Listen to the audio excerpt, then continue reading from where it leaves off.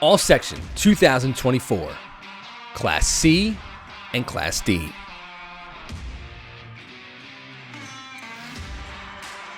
Kevin Hartnett, Dobbs Ferry quarterback and linebacker. As one of only 4 seniors on the Eagles roster, Hartnett assumed a leadership role this fall, and the team followed him to the Section 1 title game. Hartnett shined on both sides of the ball, passing for over 800 yards and running for 500 with 14 total touchdowns, highlighted by his effort in the Class C semifinal win over Putnam Valley. Jackson Kearns, Dobbs Ferry. One of the breakout stars of the section this season, Kearns developed into one of the most explosive backs in the conference. Kearns assumed the starting job early in the season because of his sure hands and quick feet. He ran for nearly 600 yards and 8 touchdowns, averaging over 7 yards per attempt, to go along with 56 tackles and 2 interceptions on defense. Matthew Gardier, Tuckahoe. The two-way lineman was a 4-year player and a starter on both sides of the ball for the last 3 seasons. Gardier was the catalyst on defense, recording a team-high 100 tackles this fall, closing his career with over 200 tackles, highlighted by his effort in the Class D championship win over Haldane, where he had 12 tackles and a sack. Thaddeus Carrillo, Tuckahoe. Few players will be as tough to replace in the conference this season as Carrillo, who the Tigers relied on the last 4 years as a starter. After missing much of his junior year with injury, a determined Carrillo returned for a monster senior year and was the unquestioned leader in the locker room. He had 77 tackles and finished with a career 16 sacks in 3 section titles. Caden Glenn, Putnam Valley. If you made a list of the toughest players in the section to tackle, Glenn better be near the top. He overpowered opponents as a runner, averaging over 11 yards per carry and scoring 11 touchdowns on just 48 attempts. He was even better as a receiver, posting over 500 yards through the air and 11 more scores.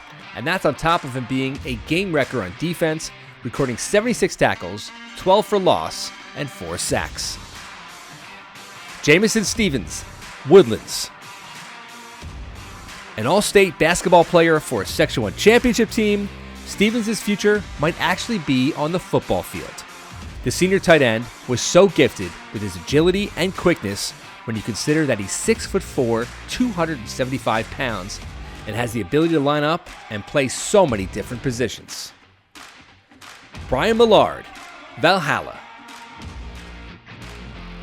The versatility of Millard would make for a great debate. Was he a better runner, receiver, defensive back, or returner? The answer is yes to all. Millard was a spark in all phases of the game for the Section 1 champions.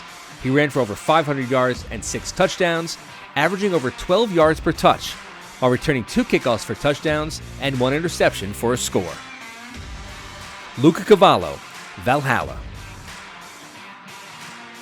When you look at the numbers for all these backs posted this season for the Vikings, you realize someone had to be blocking for all of this, and Cavallo certainly was.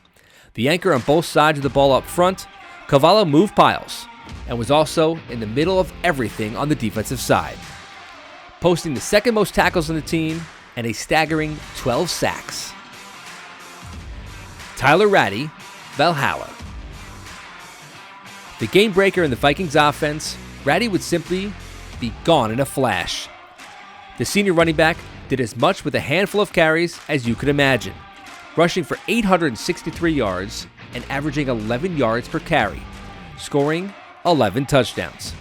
Ratty stole the show in the Section 1 final, scoring 3 times as the Vikings went wire to wire in this section en route to a berth in the state semifinals. The Class CD Player of the Year, Luke Foysette, Valhalla. A sophomore winning Player of the Year. Yes, Foysette was that good.